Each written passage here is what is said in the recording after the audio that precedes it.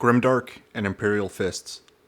Like Honey Nut Cheerios and orange juice, they're just made for each other.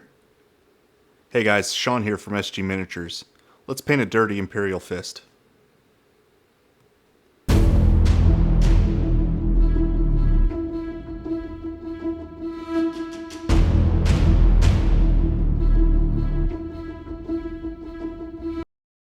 Now I'm talking grimy, like take your shoes off outside grimy.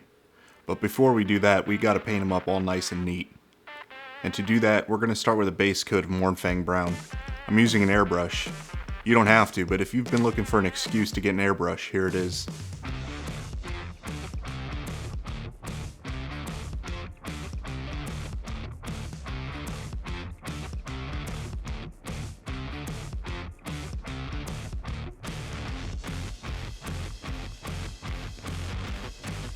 After you've got a nice, even, opaque coat down, add some white to the MOURNFANG brown.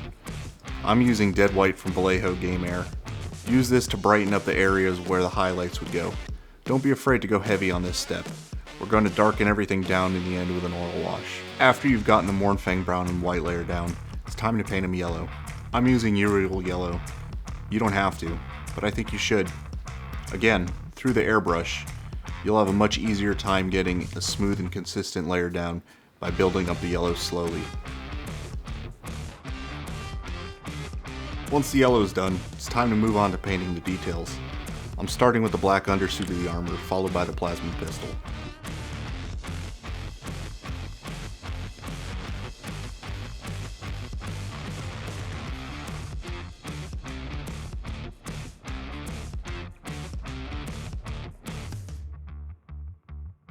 After this, I painted the crest on his helmet with MEPHISTON red.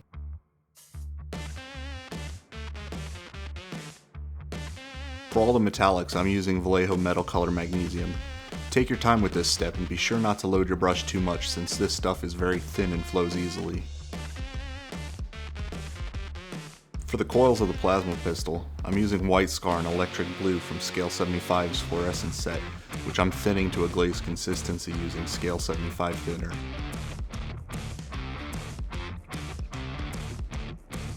I started with a layer of Electric Blue on the top of the coils since that'll be the darkest and essentially pure Electric Blue.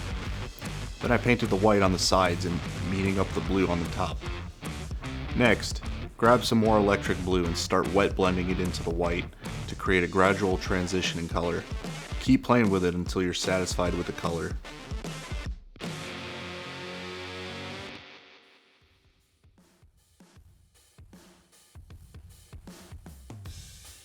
Take your time to build up the colors. This will be one of the brightest parts of the model in the end.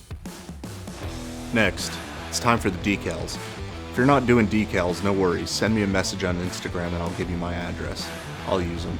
I got a shit ton of beakies to paint up. I soak the decals in water, then brush some onto the area where I'll be applying the decal to.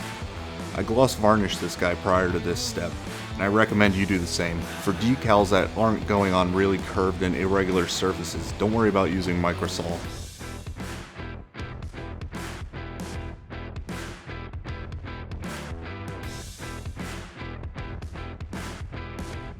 For the decal on a shoulder pad, again, prep the area with water, and then lay down the decal where you want it to go.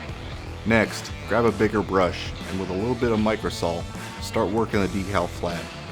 It'll probably take you a while, and you're going to screw it up, so just yell at your dog and grab another one.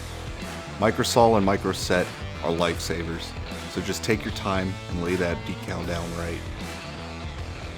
Once the decals are on, spray the areas with gloss varnish and get ready for the fun part, the oil wash. You're going to need some odorless mineral spirits, a makeup sponge, and something to hold the wash. I'm using stainless steel paint cups. I'll provide a link to them in the description below.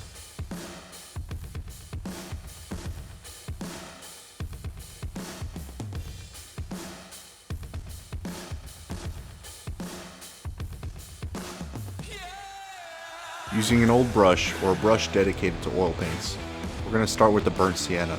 I'm applying it about down to his knees, and I'm applying it pretty thick and avoiding the plasma coils.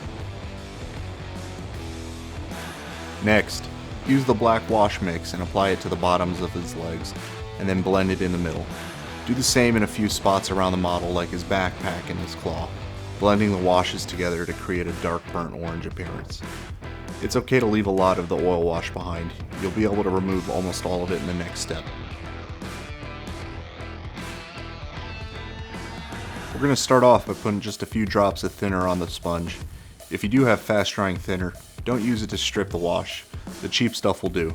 Speaking of which, go to your local big box hardware store and buy this stuff in the metal jug. It's much cheaper than getting the artist brand thinner and you'll get the same results. Spend that extra money on good oil paints if it's burning a hole in your pocket. You might be tempted to just wipe the oil wash off. Don't. Instead, dab and pull the oil wash away so you leave some behind and reactivate and thin down the remaining wash. This will create a nice thin layer that tints the model instead of covering it up. Just be sure to leave it in the recesses. Once you're happy with how much you've removed, let it dry for a few more hours and then varnish it. I used Ultra Matte Lucky Varnish from Ammo by MIG. After the oil wash has dried and you've varnished it, it's time to start highlighting. I'm reapplying YRIEL yellow in some key spots where either the light would hit or less dirt and grime would collect.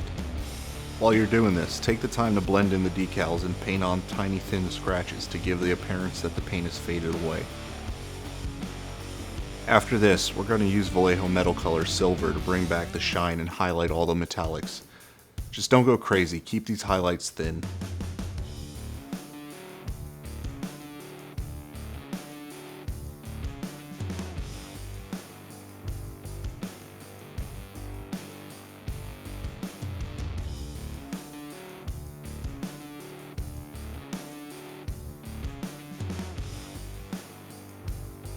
Once you've finished the highlights of everything else, it's time to add some battle damage. I'm using RHINOX hide since it's got a hint of red to it. To apply it, we're going to use a piece of packing foam. Use your nippers to tear off a small piece of the foam and a pair of tweezers to hold it so a small tuft of the foam sticks out. Dip this into the RHINOX hide and then dab it onto your paper towel to remove the excess paint. Dab the foam onto the edges and places where paint would normally get damaged and chip, but try not to go crazy with it.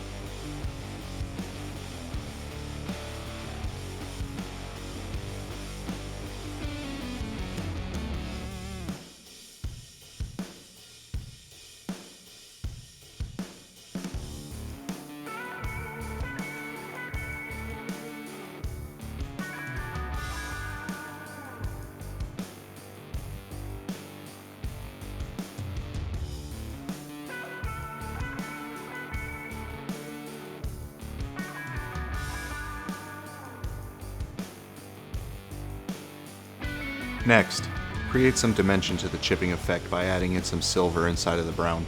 Keep in mind the size of the chips and be sure not to make your silver scratches too big.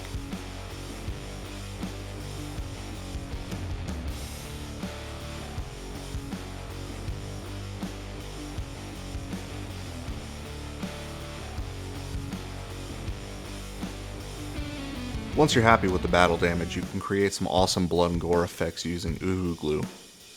Add a small amount to a container and use a toothpick to apply it where you want. I'm adding it to the claws and I'm using each blade as an anchor point for the glue. This stuff starts to dry quickly, so get more when you start to notice it losing its stringiness.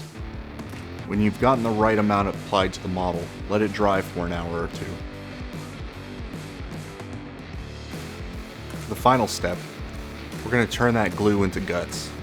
I'm using True Blood from GREENSTUFF World, but to me a clear red or blood for the blood god would work all the same.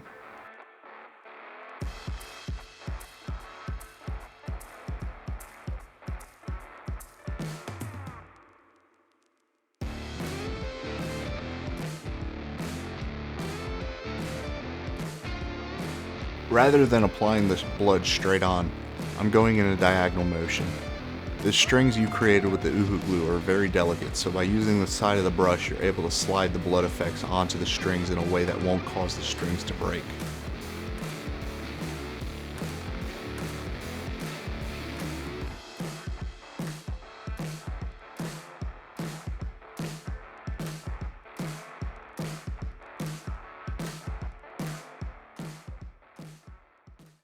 Alright, and there you go. Nice quick and dirty way to get your Imperial Fist on the tabletop. If you liked the video, please hit that like button and subscribe. Also, follow me on social media. I'll put those links in the description below. Till next time, thanks for watching.